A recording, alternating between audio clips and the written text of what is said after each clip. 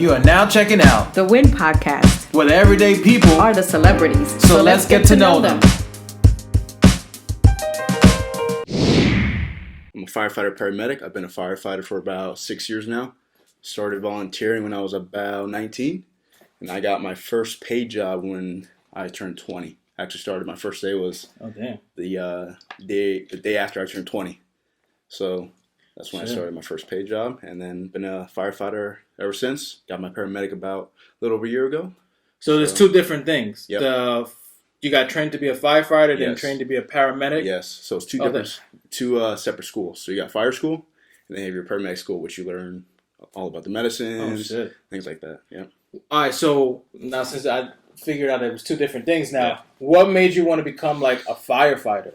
Like, where was this passion came when like you was young, or something that was like, you know, this is a good job to do, but then all of a sudden it became like, you know, I actually like doing this. How did that come to your doorstep? It's actually a long story. In middle school, I would say, I wasn't too sure what I wanted to do. I had different ideas, you know, go to college, get this done, whatever. But fire, like I wanted to do something like kind of cool, you know, like, oh man, what's the ladies gonna want, you know what sounds cool?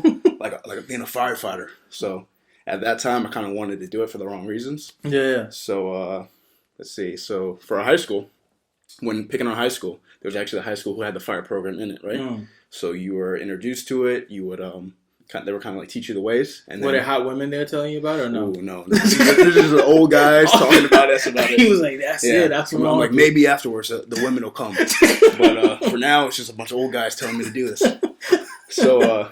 So actually, old horny guys. It's like, yeah, you look good for this, boy. Yeah, come and join this. Exactly. You use one like you. Exactly. So the high school that I wanted to go to had this program, but I did not go to that high school. I actually went to a different high school. Started my freshman year there, finished it. Was on the football team, and then I kind of threw away the idea. You know, I was kind of going with the flow, enjoying high school. And then my mom actually took me out of that high school without me really approving it. Gotcha. So yeah, one day, like real quick, one day it's like football practices in the summer, and we're all practicing out in the summer. We're all like brothers, you know. I'm gonna have my friends. I think I had like a girlfriend at the time too, and this girl comes out in the field, which was the football field, and she's like, Josh Cologne, your mom's here. You're going to Baker, and I had an idea. And then everyone's like, you're going to Baker? You're going to Baker? I'm like, dude, I have no clue what's going on, dude. I'll be back, though. Don't worry, I'll be back. And that was like the last time I ever saw those guys. So yeah, then I was mad at my mom. I was like, Mom, how could you do this to me? You know I loved it. I had a game. I didn't even go back to it. She's like, no, that school's no good. You need to go to this school. So I started at that, it's called Ida Baker. Started at that school. Was in the program. I was doing it, but I'm not going to lie, I was kind of a goofball. Yeah. You know, I was messing around. I wasn't really taking it seriously. And then my senior year was when it gets serious, right? And so I remember one of the instructors was like, hey, just so you know, this year it's it. You know, I noticed that you joke around a lot, and we're not going to take any of that shit no more. And then I don't know what it was, but that got to me. I'm like, man, dude, this guy thinks I'm a clown. And from then on, I like made like a promise to myself, like I want to be the best. You know. So when it came to graduating fire school, I finished top of my class. You know, I was like one of the the guys that they depended on, you know, instructors. Yeah. They, you know, they liked me and everything. And then, so I took it seriously ever since. So it seems like firefighting, being a firefighter, gave you like a sense of maturity. Yeah. That like it's fine to joke around, but then there was a point he was like, you know, I want to be known as just a goofball, like you're not going to make it in life. And then all of a sudden it gave you this maturity that you looked at. When he said that to me, I found it like almost like offensive. Like, man, this guy thinks I can't do it, but let me prove him wrong. Let me show him who I really can be. And that was one thing, you know, that I learned about myself is if you put the time into it and the effort, you can do whatever you want in life. Now that's great. What did you learn from being, you know, the whole process of becoming a firefighter? Like, what did that teach you about yourself? So now you're in the world now, like, you know, I'm going to prove to him that I can do this and prove to myself. Yeah. But in reality, what did that whole process like taught you? Because like you entered it to be serious, maturity, and you like also try to like find something in life. Sure. But then it came with a whole new world of things that you didn't even expect was going to come. Absolutely. So like, what did it teach you? One thing it taught me is no matter what you want, if you want it bad enough, put in the work and you'll get it. You know, it might take you longer than you think, shorter than you think, but if you keep it on, you'll get whatever you want. You know, and I truly believe that, and that's helped me out from my whole life. You know, from the smallest things to the biggest things. Yeah. How did you get into like now being a paramedic as well? Yeah. Like that once that was after being a firefighter. Yeah, that was after. So and that was a choice that was a choice to be a paramedic. So every here in Florida, you have to be at least an EMT to be a firefighter. And so I remember going through EMT school, and I wasn't too big on the medical aspect. Never really cared about it, but going through EMT school, I'm like, man, like this is pretty interesting. You know, this is cool. And from there on, I kind of liked it from there. And then I never thought I would even be a paramedic, you know, just because of the responsibilities, the decision making that you need. And from just EMT school, being exposed to that, kind of been like, I was like, oh, well, I could do paramedic too, you know? And sure enough, I did. What was it that, now what did you learn from that as well? Like, what was something that you were so interested in? That, because I feel like you jumped into these things not knowing anything about it. Like, other people's like, firefighter was like a tradition of mine, always blah, blah, blah. Or there was something that like a passion for it to save lives or whatever. Like you jumped in it with different reasons, which was a big enough reason for you. Same thing with being a paramedic. Like, you know, what was something that you got out of that? From being a paramedic? Yeah, going the whole training and the whole... just that our minds are capable of more than what we think, you know? Because before, like in school, never really had good grades, you know, kind of failing classes sometimes, C student, D student failing, whatever, and never really put the effort in it. But then when I found, you know, firefighting, paramedic, when I put in that effort, I saw that I was capable of much more than I thought, you know, and that goes back to just saying, just put in the work, you know. Now, if I take like the firefighting and the paramedic title away for you, do you feel that you'll be able to feel the same way that these things from these things that they taught you? Like it was only in your mind how strong you are and do it. So if I took these titles away from you, do you feel that you're still capable to go on and do something else, or it's like, nah, it's I put it together with this because this is what this taught me. You get it? Yeah. I would definitely say from the experiences of being a firefighter, that has definitely created and molded the guy or the man who I am now. Just meeting like we're working with different like good guys. You know, it creates, I don't know, you start getting the characteristics of like the people you choose with, like to kind of molds you. You know what I'm saying? What was the training like to become a firefighter? Like it's hard. Some tough describe those tough moments that you had to do. So going in, we were the high school class, so automatically off the bat we had like a target on our back, just because instructors were like, these guys are high schoolers, they don't care, they don't take it seriously, so automatically they're hard on us, you know. So you wake up early in the morning, got to be there by 7. And when I say 7, you got to be there. You better be there at 6, because if you're not in there at 6, you're late. So one thing they always taught us: early is on time. On time is late, and late is unacceptable. So always had to been there an hour early. Start with PT. So whatever the instructors wanted us, whether it be running the bridge, which is like a 4-mile run, doing a circuit, whatever they wanted, you know, we'd have to do that. And if you were like, say you were lagging, you're the last guy, they got on you. What was like a moment where you feel like, man, I don't think I could like do this, like something that was was there a moment like that it was so tough for you, like fuck? Like I was not so much in fire school, but when I got my first paid job, I thought I had ran a call and I thought maybe this isn't for me. Why? So I remember it was my first paid job. I was on probation. So when you're on probation in the fire service, where I'm at, you're there for a year. Because he was joking too much, or no probation? So it's like basically you're the new guy. Okay, gotcha. Yeah, I was like, I told this Cologne guy is joking around again. No, put him on probation. No. So when you're the new hire at a fire department, you're on probation for a year. Gotcha. And when you're the new guy, you're expected to do everything. You know, you got to clean, cook, get the chores done around the station. Meanwhile, they're busting your balls, the guys, and they just want to see how you are. They want to break you. You know, and so when you got that call, when I got that call, so I just remember it was a busy day. We were running all day, and the guys were busting my balls all day, which is normal. Cooking, cleaning, and I remember it was like 2, 3 in the morning. We got this call, and I was still half asleep, just exhausted from throughout the day. And the call ended up being a vehicle accident, and it was a vehicle that crashed into the back of a garbage truck. Damn. And I remember getting on scene, and I was still kind of out of it, like still sleeping. Yeah. But my coworkers, the other fire guys, they're out doing their work like they know, you know, training. And I was so focused on this car, you know, that was mangled in, and I kind of remember it like as a movie scene, you know, like somehow I remember just like lights being up, and the spotlight was on that vehicle, and everyone's working, and I'm kind of just staring at that car like just dazed, like what the heck. Was this the first time you actually saw something like that Yes. too? Yeah, first time. So I'm 20 years old, not really used to it, stressed out from being on probation. 3 o'clock in the morning, we're expected to do this job, and then I remember my lieutenant. Whole time, Cologne, pull the line. And then finally, I was like, I snapped down. I'm like, oh crap, I should pull a line.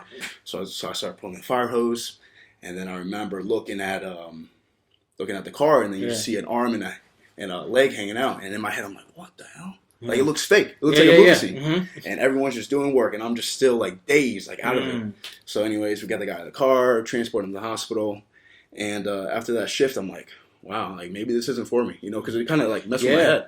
What made you? How did you adjust to like psych yourself now back into it? Like, no, I can do this. I would say because after that, it was actually my Kelly week, meaning you have a shift off. Okay. So I was able to kind of decompress, take some time off, readjust, and get back to it. And then I would say that following shift, I probably had a good shift. You know, the guys were probably supportive of everything. Nice. And saw that, you know, I cared. And I think that kind of bounced me back, you know, into it. How do you juggle basically life and like dealing with those things? Like a lot of people are not built for it or very traumatic by the things they see, but then now they have to go home and cook a sandwich or whatever. Like and like they just went to this drastic traumatic thing and now they have to live their regular life. How did you learn how to deal with that and cope with that and like not let that affect who you are? Or is it still a challenge to be like, I see some crazy shit and it still does bother me or whatever? Sometimes I think a biggest thing for us, for like first responders, if we see bad things, just to talk about it, you know, not necessarily with your family because they kind of don't understand that aspect. You know, you could tell them, oh yeah, I saw this, but in their heads they can't really comprehend it. So the best thing I think is to like to talk with the guys around you, you know, because they can understand it. You know, that's the best thing. Just so communication was very it worked very great for you to help you get out of those moments, stuff like that. And nowadays we're taking mental health really seriously, you know.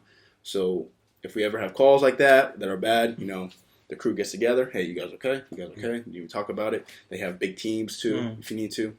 But yeah, because you don't want to bring it home. Right. You know, that's the last thing. Because when I come home, you know, my fiance, she doesn't want me to be sad, down. I got to be a fiance at that point. So it's like you're juggling these hats. Right. You know, when I'm at work, I'm a different guy to when I get home. You know, so when I'm home, I got to make sure I take off that firefighter hat and put the fiance or the brother or whatever hat on. You know what I'm saying? And that's a great segue because I wanted to ask, like, how did you learn, or how do you juggle this thing life? Right. 1 minute you're living it. Yeah. The other minute you're seeing how fragile and delicate it is by the accidents and the fires that you have seen. Yeah. And then 3, sacrificing your own life because at any day could be your last. Sure. Yeah. If it's something that drastic. Because you can't call it, and you could prepare. Yeah. But there's also a line and responsibility that you take that I'm pulling my life on the line to save somebody else's life. Sure. Have you ever thought that deeply into it, and how do you like deal with that? With like knowing that like tomorrow, maybe one day I could get a call. That could be my last day. I could be potentially saving someone, but then that could be something could happen. Anything could happen. God forbid. But that's the line, that's the responsibility you took in that field, in that job. A lot of people have done it. Yeah. How do you deal with that? Do you think about it, or are you just like, I accept it, but I live one day at a time? Exactly. I think by living day by day, you know, you kind of, you do accept it though, you know, but you kind of count on your training and your fellow firefighters, partners to be there and have your back, you know. I mean, I'd be lying to say if, you know, there's been fires where I'm scared, you know? Right. Where I'm not scared, sorry. You know, because it's normal to be scared. So it's not like a wimpy thing to be scared, you know? I think it's normal. But it's good, you know? I feel like if you say you're not scared, you're lying to yourself. That's a beautiful statement because like people don't see you, but you're like 6 feet, look like the Hulk, arm wise, handsome guy, but I got the physique of the Hulk. Yeah. But you just said something that a lot of men don't say. No, it's true. I see a fire, I'm fucking scared. Sure. No matter how I look, I'm admitting that. And that's a powerful tool to accept. Yeah. That you said that like, I'm not gonna go in there with this ego and pride, this machismo thing. Yeah. Like I could take down any fire, I could save anyone. And was that something always you had instilled or like in you that you was taught from younger, or you just learned that like, you know what? Yeah, I have muscles, but I also have feelings and I am scared of shit. Yeah, I think it kind of just self-taught, just knowing and having those fears and just, it's normal, but you still got a job to do, just because you're scared doesn't, people are counting on you, because when they call us, when we get on scene, they expect us to know what to do, What happens like what takes over you when like you actually saw like a fighter, you got scared? Yeah. Like what I guess what flips the switch like fuck it. So take me there because I know if I'm scared of something, do we have maybe we'll just wait till the shit comes back. Yeah. So you get that fear, but the best way I would describe it is like it's in the back of your head because the one way I can describe like firefighters when we do get a fire, we call it like when we get a job, we're excited as well. We're like, let's go in there and kick that fire's ass. Let's put that bitch out. Like that's our mentality. We get like psyched, but at the same time in the back of your head, you're like, oh shit, like this shit can collapse on me. I could get lost, whatever. But that adrenaline rush drives us to get that job done. And I think it's Do you have? Because I think in the beginning, like it's natural to have those moments of like state of shock and then you just snap. Sure. Does that happen now, or kind of like you've done this for so long that it's instant? Like you don't even have those moments anymore. No. Yeah, as you get more experience, you're kind of you don't get as excited, and you kind of know what to do in your job, right? And you're also just aware of what needs to be done. What is something that you teach the other fellow up and coming firefighters that you make sure that they should know? About this job, or that will help them that they didn't that necessary that they didn't teach you. Just it's all about learning. I'm still learning. It's never a time where you've known everything. If you think you've known everything or know everything, then maybe it's time for you to retire. But now, I'm learning. It's just a process of learning everything. Through classes, through seminars, conferences, things like that. And I tell the guys, stay hungry. If you ever got a question, don't be afraid to ask. Come to me. If I don't know, I'll help you find the answer. So that's the big thing I tell the younger firemen. Gotcha. What is something that makes that fire inside keep growing in you? I know you still learn, but what was something like, I guess recently or something like you're interested in that, like you just like it gave you another passion to it? I would say taking classes because there's always classes being put on, whether it be like local classes, or we even have there's a big conference in Orlando that I go to. Just learning new things and being surrounded by guys who have that same fire and passion for the job gets you all fired up. So when I go take a class and I'm done, I'm like, I'm all pumped up. I'm like, yeah, let's go. And so because I want to go back and teach the guys what I learned. And that keeps that fire inside. I think when you start stop taking classes, that's when you start losing that fire, because as guys get older, they kind of run the same things over again. For retirement, and they're ready for retirement. So when you look at the young firefighter of Josh, what is something you would tell him presently now to that young firefighter? What would you tell him? I would say probably don't get sucked into negativity. Kind of create your own opinions of guys. Because you're very guys will tell you, oh, don't listen to that guy. He's and also just don't be afraid to ask questions. I remember I was always afraid because, oh man, these guys are gonna think I'm dumb. But you don't want to be on scene of something when you need it done and not know how to do it, versus if you're just at the station and you're just chilling and someone can show you. Right. So the time to ask is not on scene, but before you do have to use that skill. It seems like, well, it is not. It seems, but this thing gave you so much. This profession gave you so much in your life, like from structure to a way of thinking, a way of honoring yourself and seeing more of yourself. Did you have those certain things in childhood, like from your parents teaching those things, or did you have almost that type of structure? I know, even though this was needed, a big role, but what was the difference of the childhood and then the firefighter that you got those things? I would say my parents definitely, they gave me the structure. They said, hey, this is what you have to do it, and it took me, to go that next level, they gave me everything I can or everything they could for me to be successful. And I took it.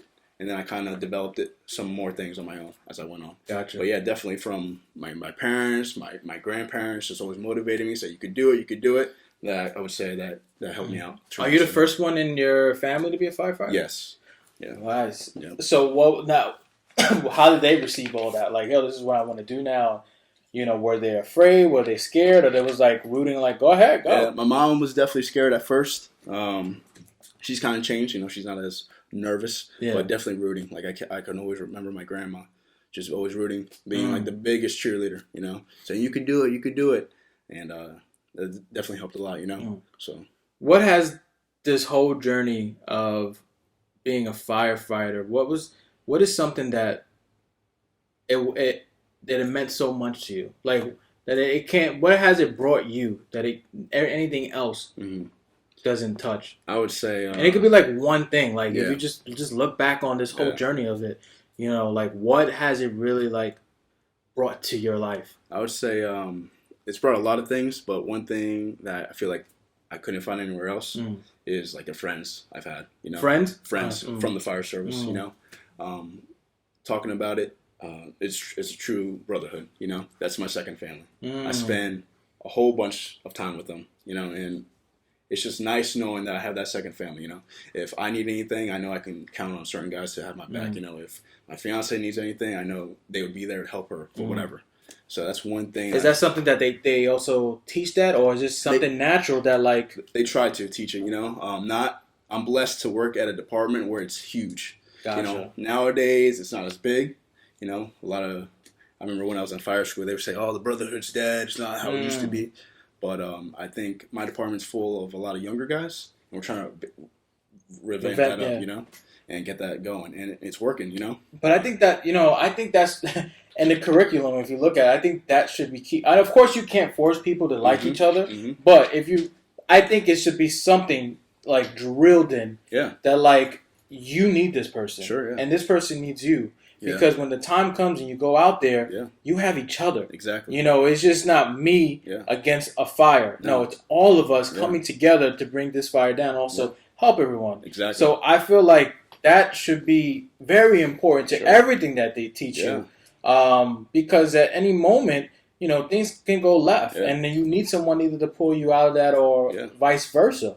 And it seems like it has helped you not only in your career, but also in your personal life. That this brotherhood that was founded on many years ago does have an impact. And it does play an important role to this society of firefighters. Definitely. One thing they say is that you might be able to finish the training, you might be able to finish fire academy, EMT school, whatever. But one thing you can't train or teach is personality. And if you don't fit in, it's going to be rough, Gotcha. I'd say having the right personality in the job for the job, and you fit in just right, and it makes life 10 times easier. Now, you shared with me before, and this is like a total like change to another side of you that I didn't know, that you also loved acting.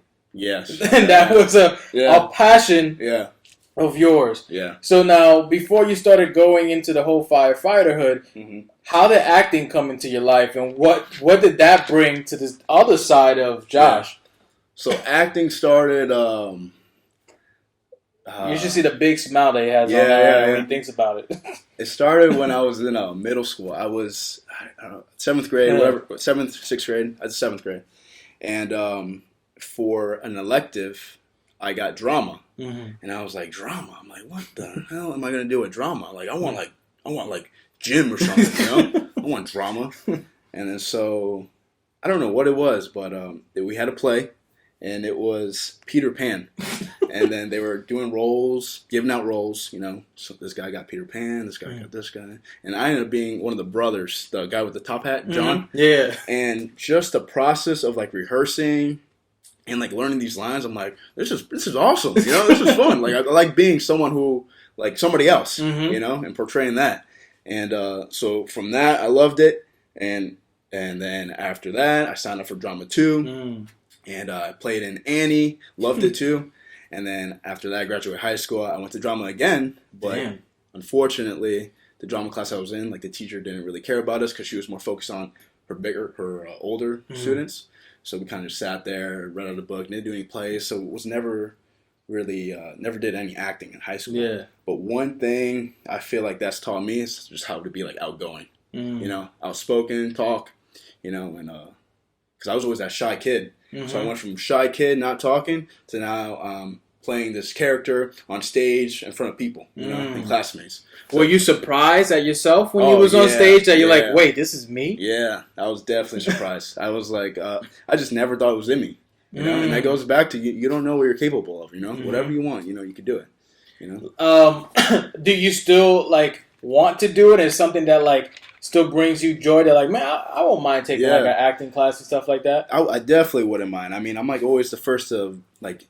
For example, like sometimes we have like the news comes to like the station and someone's like, who wants to interview? I'm like, I'll do it. Everyone else is like behind walking. I'm like, I'll do it. What do you want to do? You know? Or we'll make like videos of like teaching like hose load. I don't know, different training things. We'll be like, I'll be the guy who does it. What do you want me to do? And I'm always like that one that likes to like be in front of people and like show off almost, you know. I don't know. It's just it's funny how it's still in there, even though I don't really use it, you know, in acting classes or anything. Well, it's part of the thing is like it's part of your personality, you know that you have. Yeah. What was the feeling that you got performing on stage? Like after you rehearsed it, you got everything down packed. Like what was the feeling that you had? And you think back at it, it was like freedom or something. Yeah, like freedom of not being. You know, Josh. You know, freedom being somebody else, and like trying to like being like, for instance, that character John. Yeah. You know, kind of accepting that. Just completely different. You know, it was a different feeling, but it was awesome. This was also like at the same time where you're like almost like you said you was like being a goofball, didn't know what you want, but same thing. Gotcha. Same thing. So all throughout school, you know, I never really did good, goofed around, didn't really care, was lazy. Yeah, but this was like triggered something. Yeah, I got to learn these lines. You know. Wow. So, it's so crazy how like you have the firefighter role that taught you so many things, and then now the acting was like it's okay to be yourself. Yeah, it's okay. You know, it taught you like it's okay to be that goofball. Yeah. It's okay to be yourself, Josh. Exactly. This is a great personality and also element of yours. Yeah. Did you ever think about almost at one point taking it like completely serious or like you know like no, I'm gonna be an actor. Like when I finished. I remember it was like Peter Pan, and I remember my grandpa was like, "Oh man, you know, I could see you going far." And then in my head, I'm like, "Wow, maybe I can be an actor," you know. But yeah, like I said, I just got that bad experience my freshman year. Well, what was the bad? It was so in high school, freshman year, took drama. You got a bad review or something? No, from bad experience. It was like that John character. I think we could have cast this. He could have cast it better. That tore you apart. Yeah, it was just that teacher. I just remember didn't really like her. Oh, the one didn't do anything. Yeah, so then I was like, maybe this is not for me.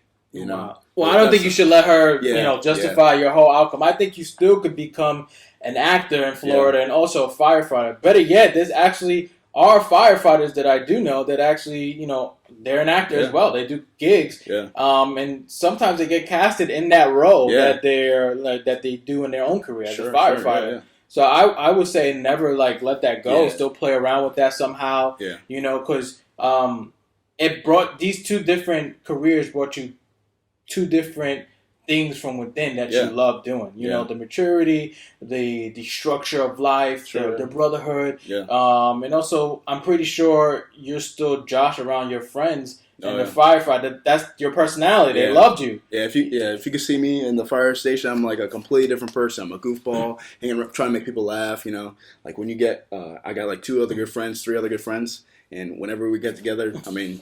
The whole environment changes. I feel like, you know. So, did you see yourself like in a perfect world that you love to do both? Like sometimes you do the firefighting, and also you're an actor on the side as well. That would be awesome. Yeah. You know, in a perfect world. I think you could create that world. It won't be perfect, but I think you could juggle all those worlds. Because honestly, from everything that you shared with me today of like everything you've been through and like what you had to go through in the academy and stuff like that. Sure.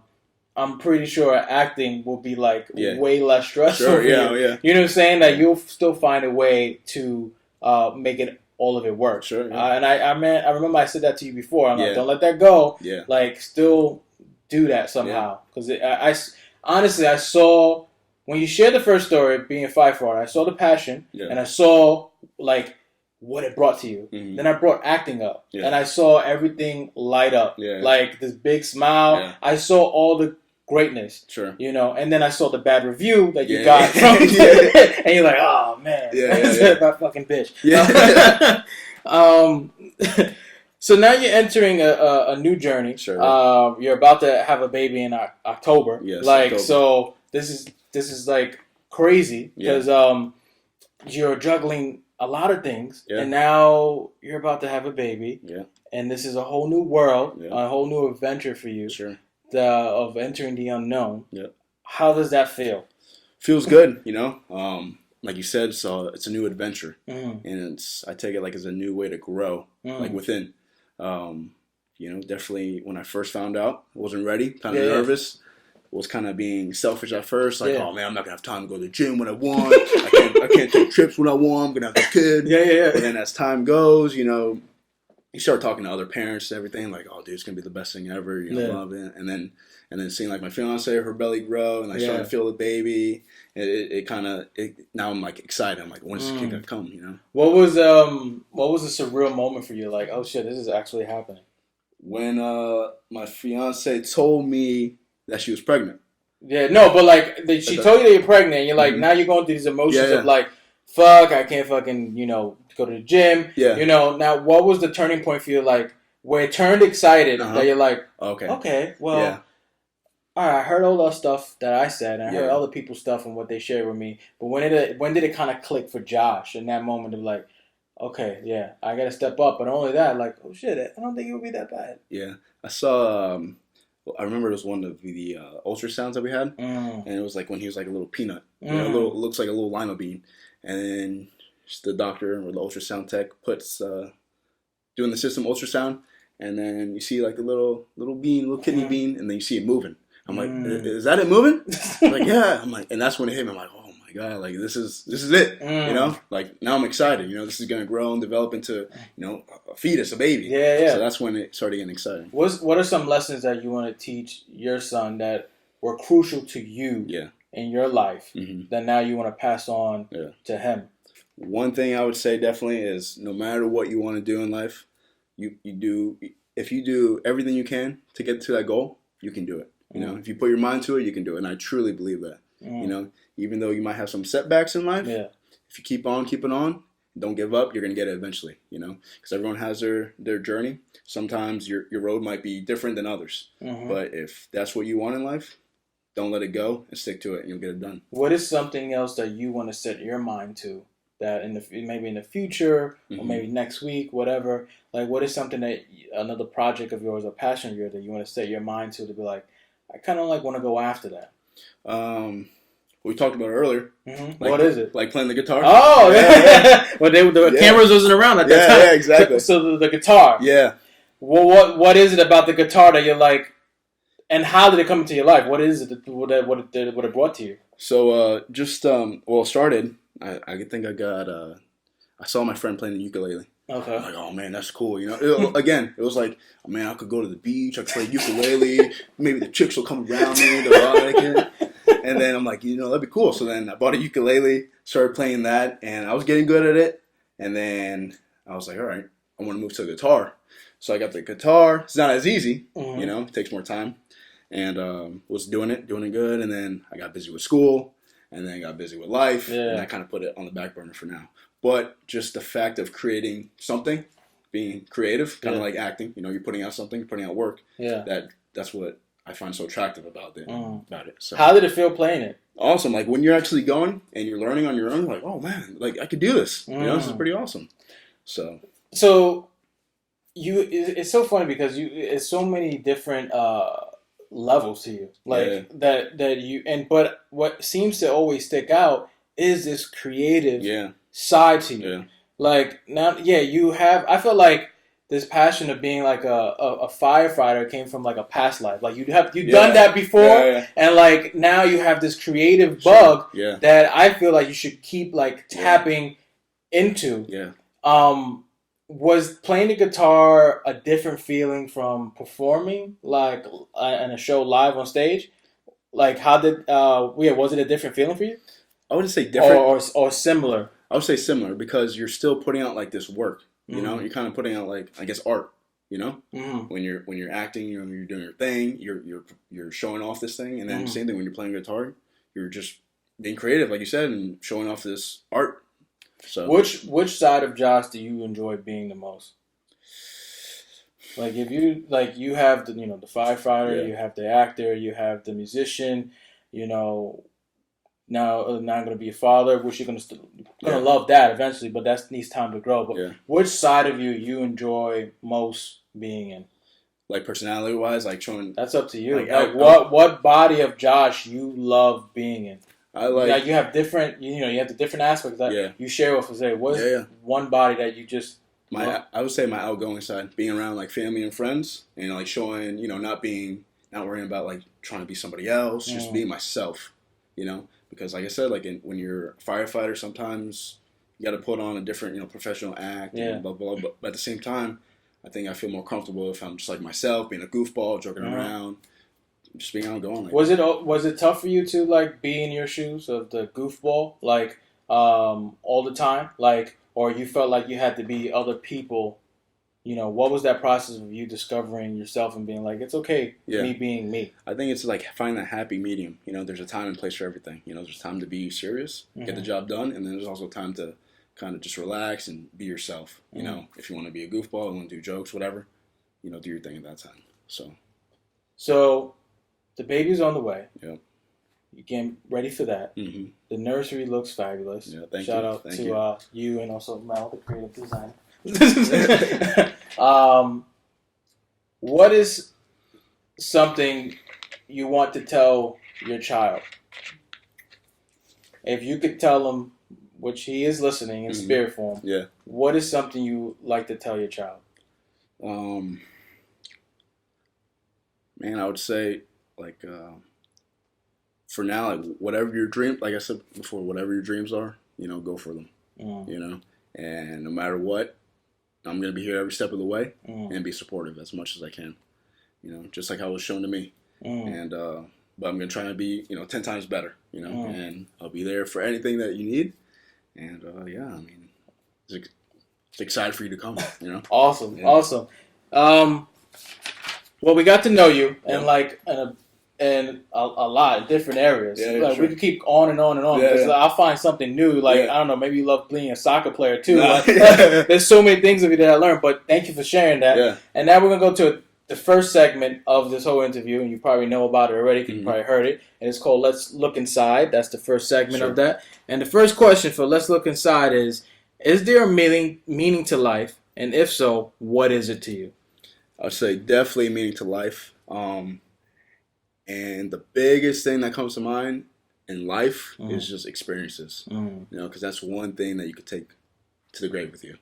Forget about money, forget about cars, houses, whatever. But experiences, traveling, hanging out with family, hanging out with friends, laughing, loving, things like that. That's it's. Did you figure this shit out on your own at times, or like did this naturally?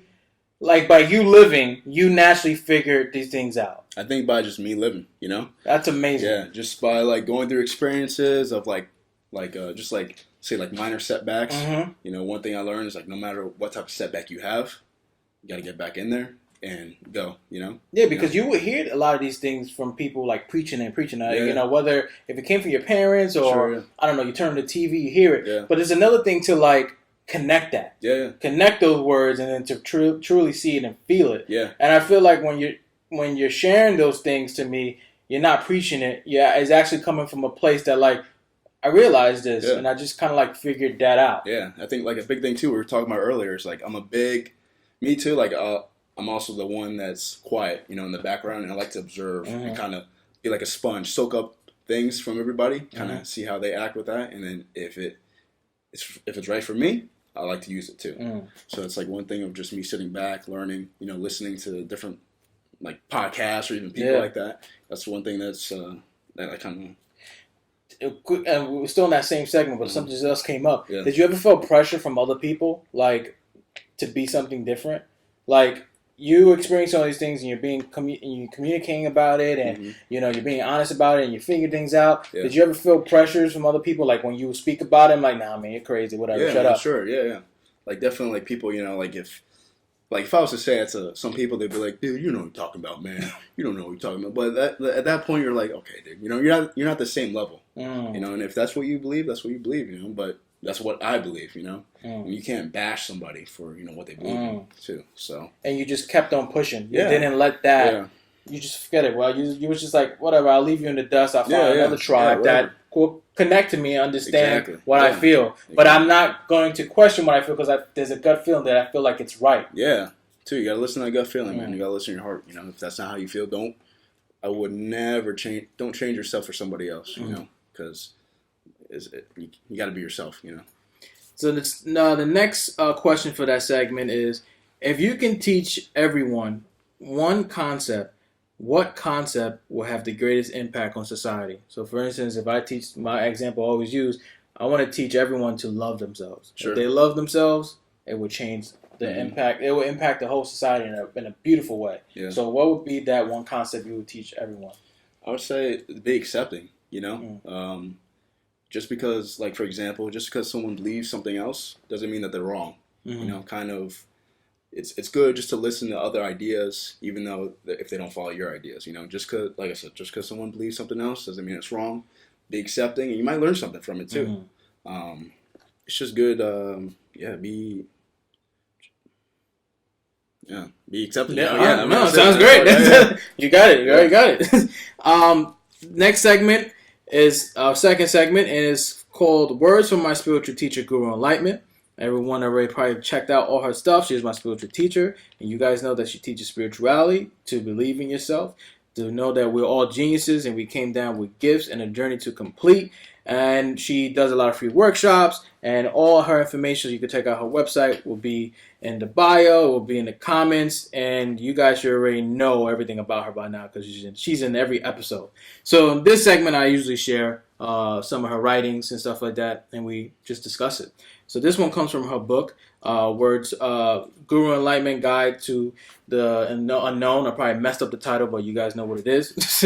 And this segment is called Doubt. And she says, how many of us are always in doubt? We don't really know that person that we are. We were programmed how to think by our family, society, friends, and of course, television. We tend to copy the people around our lives and those we have relationships with. What do you think? I think that's true. You kind of do become what you're surrounded by. Going back to negative people, would that be like what she said there?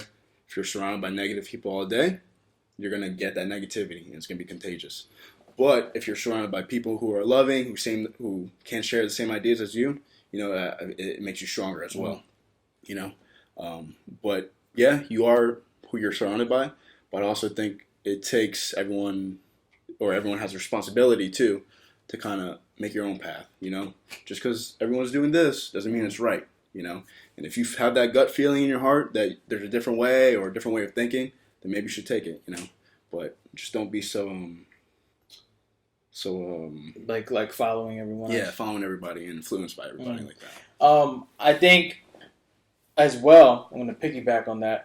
This reminds me of your life. Sure. You can relate that to your life where in the many different areas that you tapped into, there was doubt. Yeah. And you were probably at times maybe influenced by other people, but it didn't stop you from knowing Josh and being okay to be that Josh. From being a firefighter, an actor, a musician. Sure. And it's like you said, like it's similar to being scared. It's a natural emotion. Yeah. And I think you always in your life had that doubt, but it didn't stop you. Oh yeah. Where that one teacher was like, you're always going to be a goofball, whatever. You're not going to amount to nothing, whatever. And he was like, I don't want him to think this of me. I don't like this feeling of myself. Yeah. and there was this doubt of like, what am I going to become? Yeah. And you had to go on this journey to see what all these careers and these passions brought to you. And now the doubt of, being a father, there's some doubt there. Yeah. But walking into the unknown, knowing like you just told your son that I'm going to be there for you. Yeah. I'm going to, don't ever give up on your dreams. I'll be right there by you figuring that out. For me also, I would love for you to never give into that doubt in other areas that aren't super secure. Yeah. Like for instance, the guitar. Oh, I haven't done it in a while. Yeah. Blah blah blah. Don't let that doubt speak to you. Sure, yeah. Grab that guitar up and play it. Yeah. Where even if you sound horrible, whether in 3 weeks you haven't played, don't listen to that doubt. Also, I will also say don't listen to that doubt of being an actor. Yeah. Whether if there's an improv group somewhere, whether if there's an acting class somewhere, or whether if you just want to read a script and read the lines in front of a mirror, don't listen to that doubt to kill that side of Josh. Sure. Pick that script up and do it. Because you don't want your son to have those doubts and let that hinder him. Yeah. You know what I'm saying? Because you didn't want that for you as well. So don't do that. Don't teach him that as well. Sure, because you saw how you overcame doubt in many different levels. So I would love for you to continue to overcoming that doubt in every aspect of Josh. Yeah. You are now checking out The Win Podcast, where the everyday people are the celebrities. So let's get to know them.